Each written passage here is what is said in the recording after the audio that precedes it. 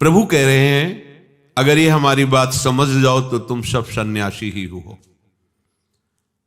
एक सन्यास होता है दंड लेना, लाल कपड़े धारण करके, वैराग्य, ये आचार्य परंपरा से है। पर भगवान कह रहे सब सन्यासी बन सकते हो। अर्जुन जी ने यही तो कहा था, मैं सन्यास लेऊंगा और ये अपने युद्ध रूपी कर्तव्य कर्म का त्याग करूंगा क्योंकि इसमें दोष दिखाई देता है। तो प्रभु मानो ये कह रहे हैं कि सन्यास केवल वेश मात्र नहीं है। सन्यास किसे कहते हैं उसे समझो। गेयः स नित्य सन्यासी यो न द्वेष्टि न कांक्षति निर्द्वंदो ही महाबाहो सुखम बंधात प्रमुच्यते। हे महाबाहो अर्जुन, जो कभी भी किसी से द्वेष नहीं करता, किसी से कभी कोई आकांक्षा नहीं करता, वह सदा सन्यासी समझने योग्य है। क्योंकि द्वंद्वों से रहित हुआ मनुष्य सुखपूर्वक संसार बंधन से मुक्त हो जाता है। संसार बंधन से मुक्त होना ही सन्यास का स्वरूप है। वो कैसा है? प्रभु कह रहे पहले तो महाबाहो संबोधन किया, निर्द्वंदो ही महाबाहो।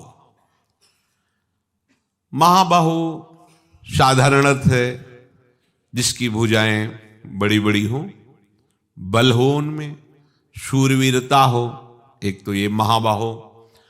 दूसरा होता है जिसके आदर्श बड़े जन हो, महापुरुष हो। तो अर्जुन जी के आदर्श हैं भगवान श्री कृष्ण, इनसे बड़ा कोई नहीं। दूसरे आदर्श हैं धर्म का साक्षात स्वरूप धर्मराज युधिष्ठिर, इसलिए महाबाहो हैं। ये बड़ी भुजाओं की सुरक्षा में रहते हैं। जो महापुरुषों के आदर्श भाव में अपने जीवन को व्यतीत करता है वो बलशाली होता है, उसे कोई परास्त नहीं कर सकता। पर महापुरुषों का आश्रय लेना कठिन है क्योंकि उसमें अपने मन और अहम को मारना होता है। बिना मन और अहम को मारे कोई किसी महापुरुष के आदेश पर सांगोपांग नहीं चल सकता। ये मन, ये अहंकार बर्दाश्त नहीं करता महापुरुषों के आदेश का, शासन का। जो शासन का भाव स्वीकार कर लेता है तो उसका मन मर जाता है, उसका अहंकार गलित हो जाता है। मन मरा, अहंकार गलित हुआ, वो द्वंद्वातीत अवस्था को प्राप्त होकर महासुख में निमग्न हो जाता है। आप द्वंद्वों से मुक्त हो रहे हैं, इसकी पहचान प्रभु कह रहे यो न द्वेष्टि। वो उपासक किसी भी से द्वेष नहीं करता। प्रायः द्वेष हमारे प्रति जो प्रतिकूल आचरण करते हैं, हमारी जो निंदा करते हैं, हमारा जो अपमान करते हैं, हमारा जो तिरस्कार करते हैं, उन्हीं से प्रायः होता है। या जो हमें वस्तु अच्छी न लगे, पदार्थ अच्छा न लगे, उसे हमें अच्छा लगना चाहिए। हमें अच्छा लगा व्यक्ति, वस्तु, स्थान, पदार्थ तो राग, हमें अच्छा न लगा तो द्वेष। वो द्वेष करता है। पर जो भगवत मार्ग का उपासक होता है वो किसी पदार्थ से भी द्वेष नहीं करता। तो क्या सब कुछ पा लेता है? नहीं, द्वेष नहीं करता। शास्त्र आज्ञा, गुरु आज्ञा का पालन करने के लिए जो उन्होंने निषेध किया उसको कभी स्वीकार ही नहीं करता, पर द्वेष नहीं करता, घृणा नहीं करता। साधक उपासक के हृदय में घृणा, नफरत, द्वेष ये नहीं होते। बिना घृणा, बिना द्वेष के उस वस्तु को वो स्वीकार इसलिए नहीं करता, गुरु आज्ञा है, शास्त्र आज्ञा है। अपने कर्तव्य के पालन में तन्मय रहने के लिए वो निषेध का त्याग करता है, द्वेष नहीं करता, वो घृणा नहीं करता।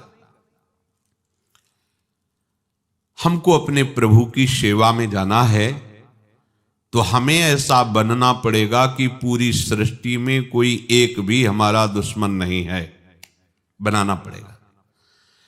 यहां हमारे अनुकूल प्रतिकूल व्यवहार से मित्र और दुश्मन बनते रहते हैं, हमारे व्यवहार से। अगर हम अपने व्यवहार को सुधार लें तो बाहरी व्यवहार हमारे ऊपर प्रभाव नहीं डालेगा। प्रायः अपने लोग यही सोचते हैं कि बाहर वाला सुधर जाए तब तो बढ़िया हो जाए। लौटकर आप कभी अपने हृदय में नहीं देखते कि सुधार यहां से होना है। हम प्रायः सामने परिस्थिति को सुधारना चाहते हैं, व्यक्ति को सुधारना चाहते हैं। ये दुष्ट अगर ऐसे चलने लगे तो मुझे बड़ी शांति मिले। गलत। आप अपनी दुष्टता को त्याग दो तो उधर आपको भगवान दिखाई देने लगेंगे। वहां दुष्ट नहीं है, यहां दुष्टता का भाव है, यहां दुष्ट वृत्ति है, इसलिए वो दुष्ट नजर आ रहा है। नहीं तो इष्ट नजर आएगा, दुष्ट नहीं, सर्वत्र इष्ट नजर आएगा। किसी के साथ अगर किंचन मात्र भी द्वेष है तो प्रभु नहीं मिलेंगे। अब हमें ज्ञान नहीं हुआ है, हमें बात नहीं समझ में आ रही, पर हमको इतनी बात पता हो गई कि हमें श्री जी से मिलना है, तो मिलने में ये बहुत बाधा है, तो हम क्यों द्वेष करें? हमें कोई गाली दे रहा है, हमें श्री जी से मिलना है, मन मन प्रणाम करते हैं, भैया इससे द्वेष कर लेंगे तो श्री जी नहीं मिलेंगी। हम प्रणाम करेंगे क्योंकि हमें श्री जी से मिलना है, हमें तुमसे द्वेष नहीं करना है। ये हमें उससे प्रार्थना नहीं करनी, ये अंदर की बात है। मन से प्रणाम बड़ा बचने का सही उपाय है। पूज्यपाद सिउड़िया बाबा जी महाराज कहते हैं, जो तुम्हें गाली दे, तुम्हारी निंदा करे, तुम्हारे प्रति बाधा पहुंचाने की चेष्टा करे, उसे जरूर प्रणाम करो। हम क्यों प्रणाम करें? क्योंकि हमें भगवत प्राप्ति करनी। बात समझिए, हमें अपनी समस्या का समाधान खुद करना होगा। श्री भगवान उद्धव जी को कहते हैं, उद्धव कोई तुम्हारी गर्दन पकड़ दबा दे, तुम्हारे ऊपर मूत दे, थूक दे, अपमान करे, गाली दे, बार बार ऐसी चेष्टा करके तुम्हें अपनी निष्ठा से डिगाने का प्रयास करे, तो तुम किसी और का सहारा मत लेना, अपनी आत्म बुद्धि से, विवेक बुद्धि से बच जाना।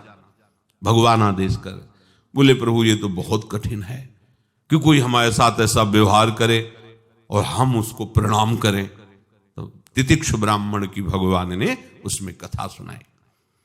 तो जो भगवत मार्ग का उपासक है और किसी से द्वेष नहीं करता, बस अंदर देखना होगा द्वेष की पहचान, जिसकी याद आने पर जलन पैदा हो जाए, ये दुष्ट, बस ये नीच, ये बहुत ही, बस समझ लो इससे तुम्हारा द्वेष हो रहा है। जिसकी याद आने पर बहुत अच्छा आदमी है, हमारे काम बड़ा अनुकूल है, बड़ा, जान लो ये राग। और जिसकी याद आने पर प्रियालाल का स्मरण आने लगे, जान लो ये भगवत प्रेमी महात्मा का चिंतन हो रहा है। राग न द्वेष, ये प्रेम का चिंतन है। रसिक जनों का ध्यान, रसिक जनों का चिंतन, रसिक जनों का संग, उसकी पहचान, प्रिया प्रीतम के नाम रूप लीला धाम का रंग चढ़ेगा, राग द्वेष का नहीं। न द्वेष्टि, किसी से किसी भी प्रकार से हमें द्वेष नहीं, और ये हो ही जाता है व्यवहार में। आप बिल्कुल संभल संभल के कदम रखोगे तो माया उसी समय आपके पास भेजेगी अपने पार्षद, जो जानबूझ के आपको गाली देंगे, बिना किसी अपराध के आपकी निंदा करेंगे, तिरस्कार करेंगे। अब आपको सहना होगा क्योंकि आप भगवत प्राप्ति करना चाहते हैं, और नहीं सहोगे तो फिर आप जलोगे और जीत सकते नहीं। एक को मारोगे 3 तैयार कर देगा वो। तुम्हें पास होना पड़ेगा, आज पास हो चाहे 10,000 जन्म के बाद पास हो, वो ऐसी व्यवस्था। कितने को मारोगे, कितनों को नष्ट करोगे? वो एक से एक वीर तुम्हारे सामने खड़ा करता रहेगा। तुम पार इसी से पाओगे, चाहे जय जन्म बाद पार पाना ऐसे, क्योंकि वही है सब रूपों में तुम्हारे अहंकार का चकनाचूर करके। तो आज ही समझ जाओ, काहे को लंबा खींचोगे? आपसे जब कोई द्वेष करे, निंदा करे, अपमान करे, तिरस्कार करे, बुरा करने की चेष्टा करे, तो आप अपने बचाव पक्ष में रहिए, हम ये नहीं कहते, पर आप उससे द्वेष मत कीजिए। अगर द्वेष करेंगे तो भगवत प्राप्ति नहीं होगी। हम भगवत प्राप्ति के लोभ से हम किसी से द्वेष जो होता है उसको सह सकते हैं। जब हमें कोई लोभ होता है ना, तो हम सब सह सकते हैं। हितधाम में काम हो रहा था, तो जब ठेकेदार आया, बीच दोपहर का समय, मतलब निकल के धूप में नहीं खड़े हो सकते। उस समय वो ईंट तोड़ रहा है, ले उस तो उसको गाली देने लगा वो अपने काम में। बाद में हम उसके पास गए, कहा इतनी धूप में इतनी मेहनत कर रहे हो फिर भी तुम्हें गाली दे रहा, तुम कुछ बोले नहीं। बोले बोलेंगे तो शाम के पैसा नहीं देगा, मेहनत कर रहे हैं शाम को पैसा देगा परिवार, गाली से क्या बाबा दे हमें, जब ये 500 देगा ना तो परिवार में जाके रोटी बैठकर चैन से खाएंगे। एक धन के लोभ से वो सब कुछ सह रहा है। भगवत प्राप्ति का इतना बड़ा बल है लोभ में, वो मृत्यु को भी हंसते हंसते सह जाएगा। आप लोभ तो बढ़ाइए प्रियालाल से मिलने का, और बस ये कुछ समय की बात होगी, जहां आप इससे पास हुए तो जिस परमानंद की बाढ़ आएगी कि आप सोच भी नहीं सकते कि ऐसा भी आनंद होता है क्या। पर ये कुछ है, कुछ सीमाएं हैं जिनसे आपको पार होना ही पड़ेगा। अभी पार हो लो, 10 वर्ष बाद, 20 वर्ष, 20 जन्म बाद, ये जब तक पार नहीं करोगे तब तक आपके हृदय में प्रेमानंद, परमानंद, विज्ञानानंद ये सब नहीं प्रकट होगा। इसलिए भगवान कह रहे हैं कि किसी की भी तुम्हें बुराई नहीं करनी, किसी का अमंगल नहीं करना, पर कोई तुम्हारी बुराई कर रहा है, अमंगल कर रहा है, तो भी तुमको उसके प्रति द्वेष नहीं रखना। ये मानना पड़ेगा। अगर ये सिद्धांत नहीं मानोगे तो जलते रहोगे। इसलिए अंदर ही अंदर, तभी तो तृणादपि सुनीचेन, जब अपने को नीच समझोगे तो आपको अपनी बुराई बुरा नहीं लगेगी। सच्ची मानिए, नहीं बुरा लगेगी। जब हम अपने को अच्छा मानने लगते हैं तब हमें बुरा कोई कहे तो बुरा लगता है। सच्चाई से देखो हम में क्या अच्छाई है। प्रभु ने स्वीकार कर लिया तो उनके डर से बुराइयां डर कर कुछ छिप गई और कुछ भाग गई, और हम समझने लगे अपने को निर्विकार जितेंद्रिय, और दूसरे को समझने लगे अजितेंद्रिय और गिरा हुआ। तो जो छुपी हुई थी ना वो जागृत हो गई, और जो भाग गई थी ना उनको उन्होंने बुला लिया, आ जाओ आ जाओ, जगह खाली है। अगर आप सही मार्ग पे चल रहे हो तो अहंकार करने की जरूरत नहीं। आराध्य देव का प्रताप उदय हो रहा है, इसलिए आप सही से चल रहे हो।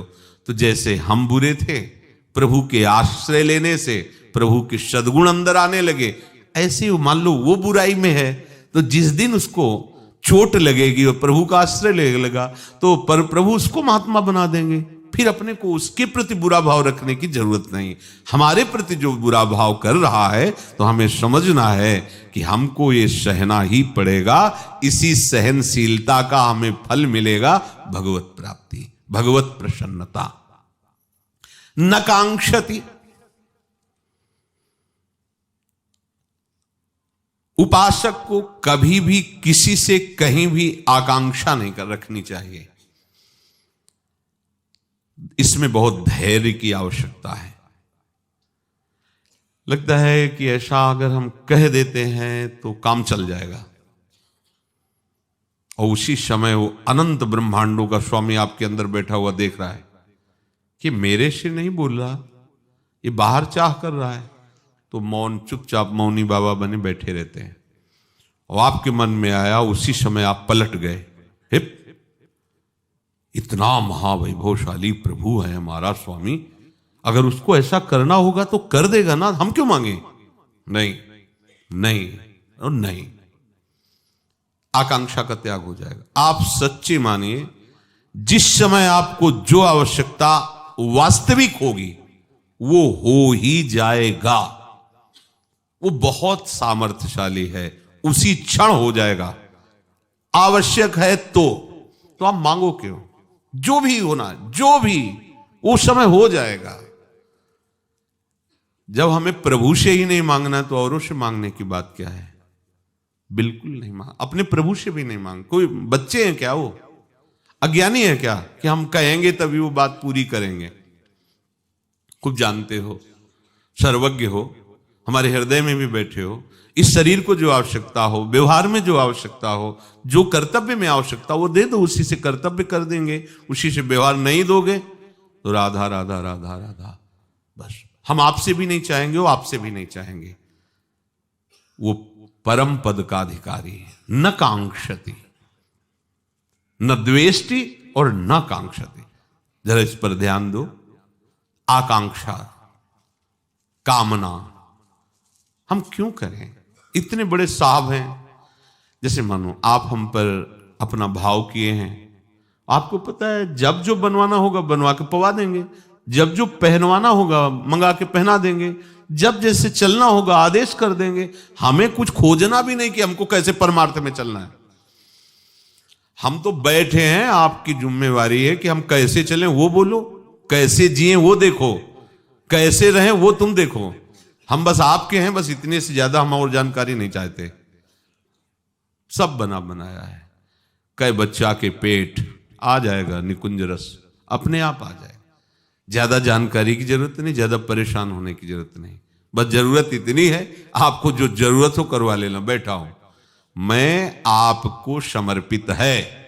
अब आप देख लो क्या क्या करवाना है। मुझे पेमेंट चाहिए, आपके लिए मैं बैठ गया हूं। अब आपको जो करवाना हो, जैसे रखना हो, जो पवाना हो, जो ही प्यारो करे सोई में। यही तो धीरे धीरे आपकी जाकर के उत्तम भूमिका बन जाएगी भक्ति की। पर यही समझ में नहीं आता। वो जो जाल जैसे मकड़ी बुनती है ना, ऐसे अंतःकरण में ये चारों जाल बुनते रहते, माया का, मन बुद्धि चित्त अहंकार। वो इसी जाल में खेलता रहता है जीव, समझ नहीं पा रहा। अगर इस जाल से हट जाए ना तो फिर आनंद मगन हो जाए। आंतरिक वृत्ति को समझो। तुम उस मन का पक्ष ले रहे हो जो अनंत जन्मों से प्रभु से विमुख हुए और मांग पर मांग बढ़ाते चले जा रहे हो। ना कांक्षति अन मांगे आगे आवे गो, जीव पल लागे पल को। स्वामी जी महाराज, स्वामी हरिदास जी महाराज, हरि भज रे न छाणे न मान नर्तन को, मति बंछे रे तिल तिल धन को। अन मांगे आगे आवे गयो, जो पल लागे पल को।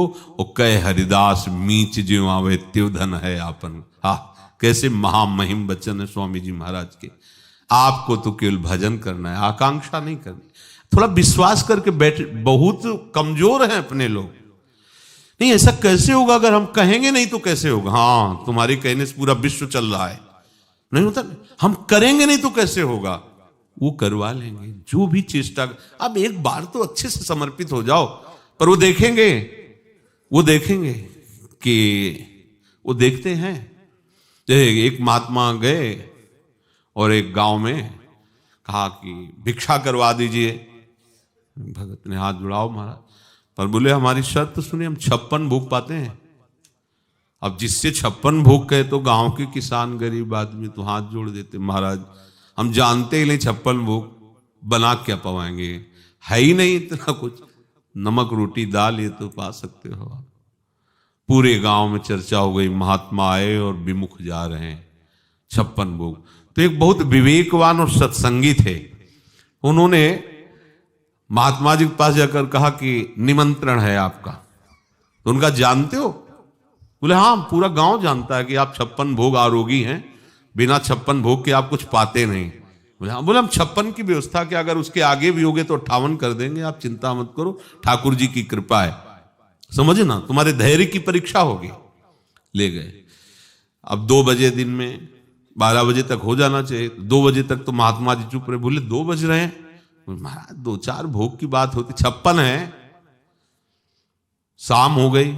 बोले महाराज 20-25 तो तैयार हो गए हैं, अभी 25 और 6 मतलब 31, अभी 31 है और आप 56 भोग के बिना कुछ पाएंगे नहीं। रात्रि के 10 बजे बोले महाराज अब 20 भोग रह गए हैं, बना कुछ नहीं बना।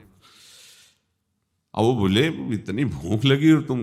बोले महाराज भुने हुए एकदम चना खिले हुए रखे हैं और उसमें थोड़ा सा कड़ुआ तेल और नमक और हरी मिर्च की चटनी, आप कहो तो लाएं, आप शुरू करो। वो 20 जब हो जाएंगे तो पा लेना। हाँ ठीक है, बढ़िया है। लाए। वो जोर से चिल्ला के छत में बोले महात्मा 56 भोग का नहीं, वो चना पा रहा है, आप सब आके देख लो। गांव के अब वो महात्मा तुम ऐसी कैसी बात छत में चढ़ के कर? बोले तुम्हें पता होना चाहिए ये गरीब लोग हैं जिनके पास रोटी भी खाने के लिए और 56 भोग की आप मांग करते हो। आप निष्ठा है आपके अंदर 56 भोग पाने की? भूख नहीं सह पाए, चने में आप बिता दिए। आप बैठे रहते कि पाऊंगा तो केवल 56 भोग, तो कुछ भी होता हम तुम्हें 56 भोग पवाते। एक भी नहीं बना है। हम यही देखना चाहते थे वो वास्तविक तुम्हारी निष्ठा है या केवल ऐसे ऊपर ही बोल रहे हो। ये हमारे ठाकुर जी भी देखते हैं। केवल आपका भरोसा नाथ, तो नाथ भी देखते हैं। ऐसी परिस्थिति पैदा कर देते हो, सामने उसको भेज देते, सुनो ऐसा कर सकते हो, जी जी महाराज। और वो महाराज अंदर से बैठे, हाँ मेरे आश्रित हो, मेरे आश्रित हो तुम। बस ये बात समझते रहना, बहुत सूक्ष्म बात है। बिल्कुल आपका काम बिगड़ गया, अगर वो साथ नहीं देगा सामने वाला, तो आपको बिगड़ जाने देना है। बने तो रघुबर ते बने, बिगड़े तो नाथ अब नहीं, किसी से नहीं। बस जहां बिगड़ने की बात आती सेकंड में बन जाएगा। पूरी सृष्टि जानते हो कितने में रची है? कल्प दो कल्प में नहीं, इतने में, निमिष मात्र में, निमिष पलक झपकने, भगवान के पलक झपकते झपकते ये अनंत ब्रह्मांडों का सृजन हो गया निमिष में। भ्रकुटी विलास सृष्टि लय, भ्रकुटी के एक संचालन मात्र से सृष्टि का लय, सृष्टि की सृजन। तो हमें लगता है कि काम बिगड़ गया, बस उनके भरोसे रहना। कैसे बन गए आपको खुद पता नहीं चलेगा, तभी आप आकांक्षा कामना का त्याग कर सकते। एक बार तो आनंद लो शरणागति का, एक बार केवल। जीवन में हम किसी से मांगेंगे नहीं, नियम लो, देखो अभी शांति मिल जाएगी, किसी से नहीं कहना। पूर्व में जो पूज्य सदगुरुदेव भगवान बच्चापन में स्वीकार किए, बड़ी सुंदर निष्ठा थी। एक बार 24 घंटे में फलाहार लेते थे, रात दिन भजन।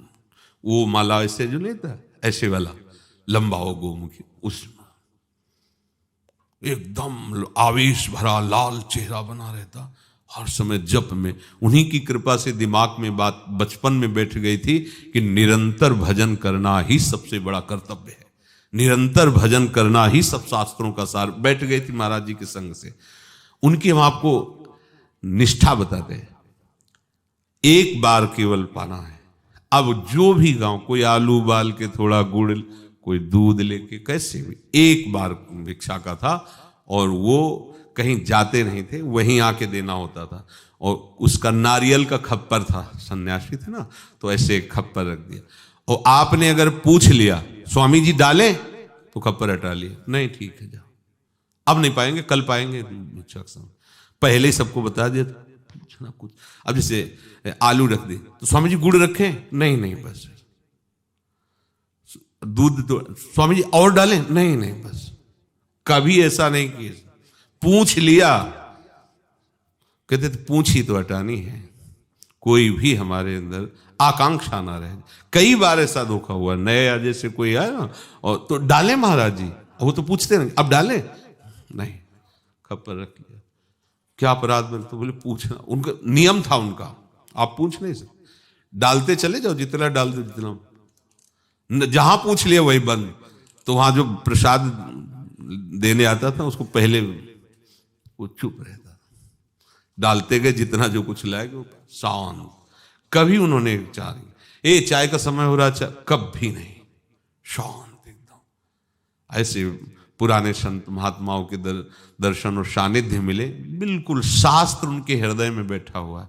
और का नहीं पढ़े थे, स्कूल नहीं गए थे, क्योंकि जो पुराने जन होते थे ज्यादा पढ़ाई लिखाई कहाँ, अपना गांव गली में मेहनत किसानी ऐसे। स्वामी जी का नहीं पढ़े थे, पूरा आचरण शास्त्र सम्मत। ज्यादा समय नहीं मिला, 2 वर्ष में ही अंतर ध्यान हो गए, फिर आगे की यात्रा चली। तो न कांक्षति, वही सन्यासी जिसके अंदर कोई आकांक्षा नहीं। तो भक्ति में भी तो है ना, चाह नहीं, कोई चाह। ये विश्वास करो ना प्रिया जी पर, प्रभु पर विश्वास करो, क्यों नहीं करते? एक आदमी कोई कह दे हमसे, जो धनी मानी हो, कि आप चिंता मत करना, कभी कोई जरूरत हो, किसी और से बात करने की जरूरत नहीं, मैं हूं, तो छाती फूल जाएगी आज से ही, अभी से। कोई बड़ा अधिकारी आग कह दे, कोई आंख दिखाए, तो आप दबना नहीं, फोन कर देना, बस हम ऐसी तैसी कर देंगे, ऐसे चलेंगे।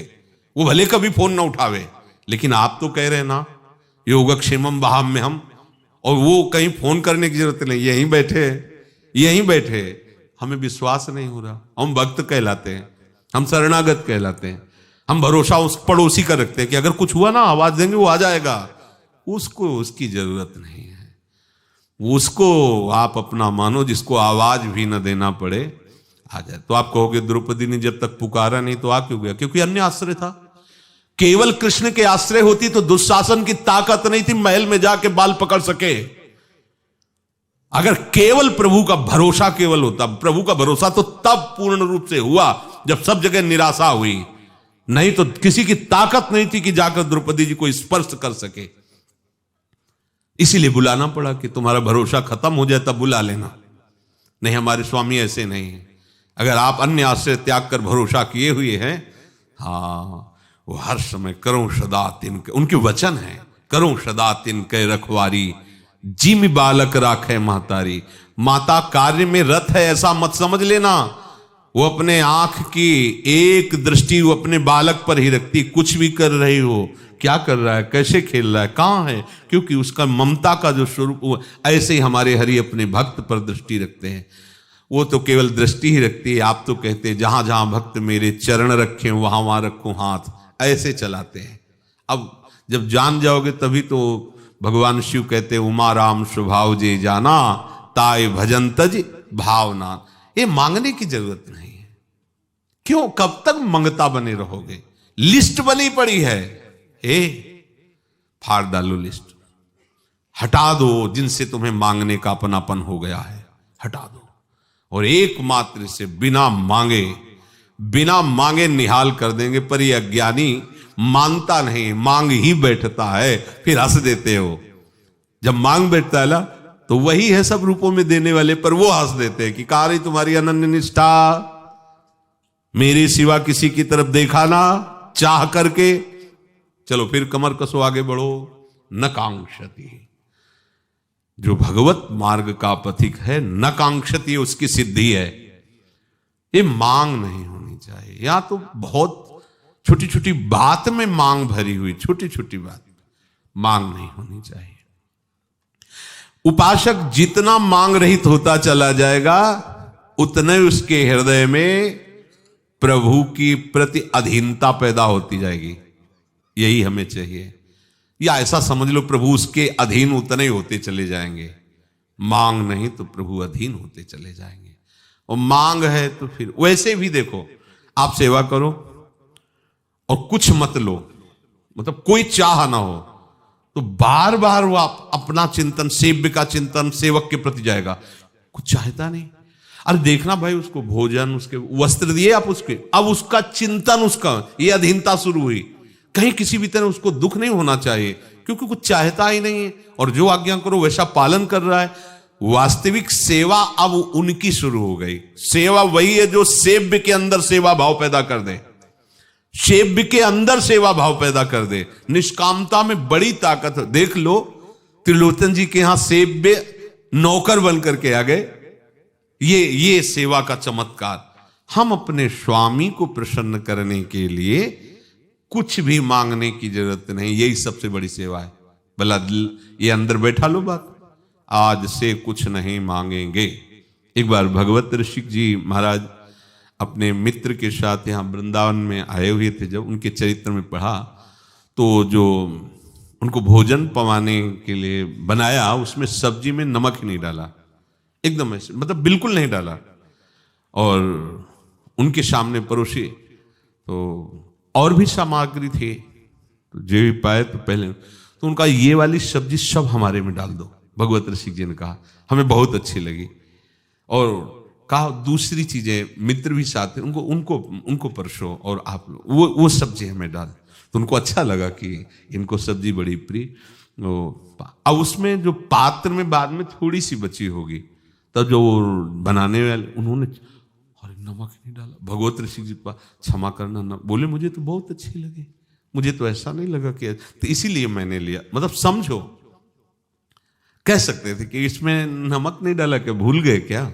नहीं, अब डालने की जरूरत नहीं, पर नहीं डाला क्या? नहीं कहा, चुपचाप। आज प्रभु ने इतना सुंदर अवसर दिया है रसेंद्री के लिए, बढ़िया बिना नमक का पा दे। जो भी जैसा मांग अंदर से जो उठती है उसको दबाना सीखो, उसको रौंदना सीखो। जो मांग उसी में, तो फिर ये मांग उठती रहेगी ना, तो प्रियालाल के प्रति हमारा अपनापन नहीं हो पाएगा। जैसे लोग कहते हैं, प्रश्न करते हैं कि प्रभु के प्रति अपनापन क्यों नहीं हो पा रहा, हम जानते हैं श्री जी हमारी हैं, पर क्यों नहीं हो पा रहा। कोई अपना है, शरीर संबंधी, शरीर कुछ मांगे हैं, ये जब दोनों बातें हट जाएंगी ना, तो आप देख लेना श्री जी के बिना आप जी नहीं सकते। ऐसी बेचैनी, ऐसी हमारी सखी हैं, ऐसे हमारे प्रीतम हैं दोनों, और हम उनके बिना जी सकते, उनके सिवा और किसी की याद करें, क्यों याद करें। सुंदर देखो तो ये महामहिम प्रताप इनका, सारा ऐश्वर्य इनका, सारा, अब हम और किसी का चिंतन कर, देखो कितनी हमारी निकृष्ट बुद्धि है कि इतने बड़े हमारे प्रीतम प्रिया, इनके सिवा हम किसी और को दिमाग में लाए, सोचें, चिंतन करें। कितनी घटिया सोच है हमारी। हमारे इतने सुंदर श्री लाडली लाल हैं, इतने महामहिम हैं, वेद शास्त्र ऋषि मुनि सब जिनकी चरण रखने की चौकी की यश गाते हैं, वंदना करते हैं। अब इन प्रभु को छोड़कर हम और किसी की याद करें, और किसी को अपना माने, और किसी के लिए हम अपनी स्मृति दें, कितनी घटिया सोच है। हम बनते हैं महात्मा, ज्ञानी, विज्ञानी, साधु, महात्मा, कैसे सोचो, हम उपासक बनते, भक्त बनते हैं। हमारा लक्ष्य क्या है? प्रिया प्रीतम, और इनसे बढ़कर कोई है। अगर रूप का चिंतन करना तो इनका चिंतन, प्रताप का तो इनका, बल तो इनका देखो ना, इन्हीं के बल से सब बलवान है, वैभव ऐश्वर्य इनका, प्रेम तो इनका देखो, प्रेम समुद्र है। अब किसका हम चिंतन करें? ये क्यों चिंतन हो रहा है? अन्य का, बस कारण यही, कुछ मांगे हैं, कुछ अपनापन अन्य जगह है, इसीलिए प्रिया प्रीतम से अपनापन नहीं हो पाता। गेया सा नित्य सन्यासी, ये जो जान जाता है वो नित्य सन्यासी है, किसी से द्वेष नहीं करता, किसी से कुछ चाह नहीं रखता। ये चाह ही हमारी सबसे बड़ी बाधा है। चाह की पूर्ति नहीं हुई तो गुस्सा आ गया, द्वेष हो गया। चाह मिटाना ही साधुता है, आवश्यकता मिटाना ही साधुता है। हर परिस्थिति में हम सुखपूर्वक रह सके, हमें ऐसा अभ्यास करने का अवसर दिया गया है। किसी में आप बंधो मत, शरीर सुविधा, शरीर सुख, ये सब ठाकुर जी के ऊपर है, श्री जी के, वो जैसा चाहे आप मत फंसो। आप फंसो श्री जी में, लालजू में, उनके नाम रूप में, उनके चरणों में, उनकी सेवा में, उनके गुणों में, इसकी मांगों में मत फंसो। हमारे शरीर की, हमारे मन बुद्धि की अनुकूलता मिल रही तो जय श्री जी की, जय गुरुदेव की, और प्रतिकूलता मिली तो जानते भी नहीं। तो इसे क्या कहते हैं? भक्ति कहते हैं कि प्रेम कहते हैं, कि इसे ज्ञान कहते हैं, इसे क्या कहते हैं? स्वार्थी, इसे स्वार्थी कहते हैं। और सच्चा स्वार्थ भी नहीं जानते हैं, सच्चा स्वार्थ भी। देखो, संसार का हर प्राणी इसी बात में परेशान है।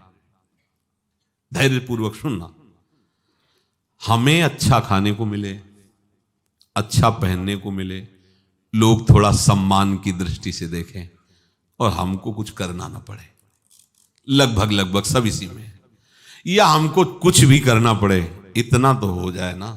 दोनों बातें समझ लो, जो थोड़ा कायर प्रवृत्ति की है तो कुछ करना ना पड़े, और जो थोड़ा उत्साह प्रवृत्ति, कुछ भी करना पड़े। अरे इतना तो यार होना चाहिए ना, कि खान पान थोड़ा अच्छा, कपड़ा लत्ता अच्छे, वास व्यवस्था अच्छी, और लोग थोड़ा आदर बुद्धि, तभी तो मनुष्य जीवन की सार्थकता है। हमें लगता है कि अपने लोगों को यह सब स्वाभाविक प्राप्त है, नहीं प्राप्त है। देख लो, प्रभु के प्रसाद के भोक्ता हैं अपने, कितना सुंदर। जो प्रियालाल पाते हैं वो अपने को पाने को मिलता है। जिस वृंदावन धाम में बड़े बड़े महापुरुष श्वान और कृमि बनना चाहते हैं, लता और औषधि बनना चाहते हैं, वो हमें मनुष्य बना के रख दिया। आप विचार करो, कितना सुंदर वास, कितना सुंदर हमारा जीवन। लाडली लाल का जस गा रहे हैं, और कहीं ना कहीं सब आदर बुद्धि से देखते हैं, वृंदावनवासी हैं, भगवत मार्ग के उपासी हैं, संत महात्मा हैं। अब और क्या चाहिए तुम्हें? आप बताओ, इससे ज्यादा क्या चाहिए? अब काहे को? तो तुम्हें स्वार्थ का भी पता नहीं कि स्वार्थ किसे कहते हैं, क्या है यहां, क्या है? जय हरिवंश, जय हरिवंश, जय हरिवंश, जय हरि। जय तुम उधर कह रहे हो, तुम्हारी जय हो रही। काम, क्रोध, लोभ, मोह, मद, मत्सर सब भाग जाएंगे, सब आनंद ही आनंद हो जाएगा। अब कहां स्वार्थ जानता है वो स्वार्थ भी नहीं जानता। जिसके लिए सारा संसार देश विदेश भटकता घूम रहा है, अर्थ, खान पान, वस्त्र, वास, वो लाडली जी के प्रताप से सहज में हो रहा है। केवल अपनी बुद्धि सुधार लो, श्री जी के आश्रित होकर के किसी से द्वेष नहीं करना, कोई हमारे अंदर चाह ना रह जाए। प्रभु कह रहे कि निर्द्वंदो ही, जो निर्द्वंद हो गया है। अंतःकरण में बड़ा द्वंद रहता है। एक तो द्वंद जैसे निंदा स्तुति, मान अपमान, लाभ हानि, सुख दुख, हर्ष शोक, जय पराजय, जन्म मृत्यु, ये द्वंद होते हैं। और कुछ ऐसे द्वंद होते हैं जिनको मिटाना ही कठिन होता है। ये सत्संग हमें लाभदायक रहेगा कि नहीं, ये ग्रंथ हमारे लाभदायक रहेगा कि नहीं रहेगा। जितेंद्रीय रहना चाहिए कि कुछ थोड़ा विषय भी भोग लेने चाहिए। ये अपना देह किसको माने, कृष्ण को माने या अमुक को माने या ब्रह्म को माने या क्या, बड़े द्वंद्व अंदर रहते हैं। अंदर बड़ी संशयात्मिका वृत्ति रहती है। ये परमात्मा प्राप्ति करना ठीक है या मन इंद्रियों को भोग में लगाते हुए गृहस्थ मार्ग से चलना ठीक है, निवृत्ति मार्ग ठीक है या प्रवृत्ति मार्ग ठीक है, भोग संग्रह करना ठीक है या भोग संग्रह त्याग करके विरक्त होकर रहना ठीक है। बहुत तरह से धर्म का पालन ठीक है, कुल का पालन ठीक है, माता पिता की सेवा ठीक है या श्री जी की सेवा ठीक है। कई तरह के ऐसे द्वंद्व अंदर होते हैं परमार्थ को लेकर के, जो साधक पूरे जीवन इसी के सुलझाने में, तभी कहते ज्यादा जानकारी के चक्कर में मत पड़ो, सीधे अपने मार्ग को समझो। प्रवृत्ति निवृत्ति दोनों जाकर प्रभु को मिलते हैं। अगर तुम्हारा मन संसार की तरफ आकर्षित है तो नाटक करने की जरूरत नहीं, घर जाइए, माता पिता की सेवा कीजिए, मेहनत से कमाइए, परिवार का पोषण कीजिए, खूब राधा वल्लभ श्री हरिवंश बोलिए, भगवत प्राप्ति हो जाएगी। व्यभिचार मत करना, कोई गंदे आचरण मत करना। अगर निवृत्ति मार्ग में भोजन की, वस्त्र की, जीने की व्यवस्था की अब कोई चाह नहीं, चाह है प्रिया प्रीतम की, अब जैसे चाहो ऐसे, आप जानो आपका कार्य जाने, बस बैठ गए उनके चरणों का आश्रय लेकर के। अब जैसे वो चलावे, अब जो ही कहां करें श्री आयुष लिए चले निज दासी, हो गया सारा कार्य। कोई भी द्वंद्व उपासक के हृदय में नहीं होना चाहिए। हो तो उनको शीघ्रातिशीघ्र गुरुजनों से मिल करके साफ कर लेना चाहिए, अपने चित्त का समाधान करके मार्ग निश्चित करके उस पर चल देना चाहिए। ज्यादा समझने में समय नहीं लगाना चाहिए। जब तक भोगों में अरुचि पैदा ना हो तो समझो सत्संग का कोई लाभ आपको नहीं मिला। सत्संग का लाभ भोगों में अरुचि पैदा हो जाना नहीं, अच्छा नहीं। अलम विषय वार्तया नरक कोटि बीभत्सया, अब बंद करो ये विषय चर्चा, ये विषय चेष्टा, ये करोड़ों नरकों से भी भयावनी है, घृणास्पद है।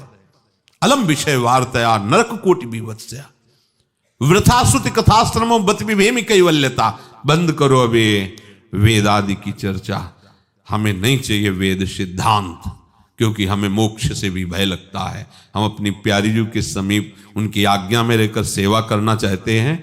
हम प्यारी जू के चरणारविंद की उपासना में रत हैं।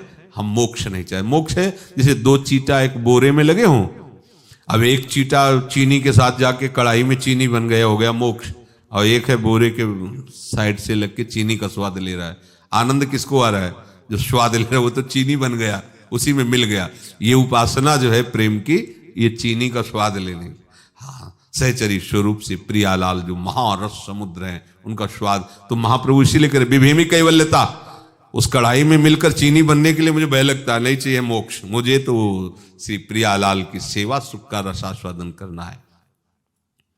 प्रभु कह रहे हैं बाहर के सुख दुख परिस्थिति का तुम्हारे हृदय में प्रभाव जब ना पड़े, किसी के प्रति आपका राग द्वेष ना हो, कोई भी द्वंद्व आपके हृदय में हलचल पैदा ना करे।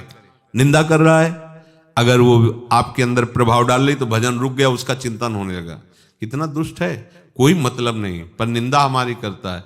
देख लेना, पर निंदा के किए ते आवत ने कछमात, मूर्ख पर्वत पाप को ले चल अपने साथ। अंदर वो कुड़ रहा है, जल रहा है, अब गुस्सा, अब बोल तो सकता नहीं, क्योंकि कहीं ना कहीं साधु है, शासन है। और अगर ऊपर से भी बोलना शुरू कर दिया तब तो फिर बात ही क्या रह गई, फिर साधु किस बात का। नहीं, इतना तो शासन होना चाहिए कि चलो भाई हृदय जल रहा है, हम देख अपने आराध्य देव को पहचान नहीं पा रहे और वैसी चेष्टा कर रहे हो, ये बहुत जीवन भर साधक साधक ही रहता है। ध्यान रखना, हमें हर कदम नई शिक्षा ये संसार दे रहा है। हर कदम जो हमें कभी ज्ञान नहीं था वो हमें ज्ञान मिल रहा है। ऐसा है पूरा, तब लगता है पूरे जीवन भर शिष्य शिष्य ही रहता है, साधक साधक ही रहता है। पूरे जीवन भर हमें जगत संसार जो गुरु स्वरूप है वो हमें शिक्षा देता रहता है। पूर्णता तो प्रभु में ही है, और प्रभु में जो डूब गए हैं उनमें है। थोड़ा भी अगर व्यवहार रत व्रत तो सब हमें शिक्षा देते हैं, सब हमें ज्ञान प्रदान करते हैं। कोई भी निंदा स्तुति हो रही है, हृदय में मीठापन सुख लग रहा है, विकार आ गया, कोई भी द्वंद्व स्पर्श ना कर पावे। देखो कितनी सावधानी की बातें हैं, तभी हमारा भजन परिपक्व होता है।